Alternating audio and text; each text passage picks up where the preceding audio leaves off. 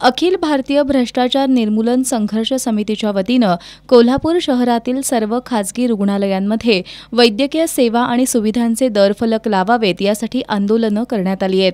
कायद्यानं वैद्यकीय सेवा सुविधांचे दरफलक लावणं बंधनकारक आहे. मात्र अनेक रुग्णालयांमध्ये हा फलक न लावता रुग्णांची मोठ्या प्रमाणात आर्थिक लूट केली जाते.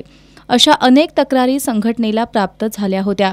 या अनुषंगानं कोल्हापूर महानगरपालिकेनं 6 फेब्रुवारी 2024 रोजी स्थानिक वृत्तपत्रांमध्ये जाहीर नोटीस देऊन फलक लावण्याचं आवाहन केलं होतं. शहरात 350हून अधिक रुग्णालयं आहेत. मात्र बहुतांश रुग्णालयांनी याची अंमलबजावणी अद्यापही केलेली नाही. त्यामुळे अशा रुग्णालयांवर महानगरपालिकेच्या आरोग्य विभागाच्या सहकार्यानं अखिल भारतीय भ्रष्टाचार निर्मूलन संघर्ष समितीच्या वतीनं उद्यापासून धाडी टाकण्यात येऊन त्यांच्यावर कायदेशीर कारवाई करण्यात येणार आहे, अशी माहिती संघटनेचे महाराष्ट्राचे मुख्य कार्यकारी अध्यक्ष धीरज रुकडे यांनी दिली.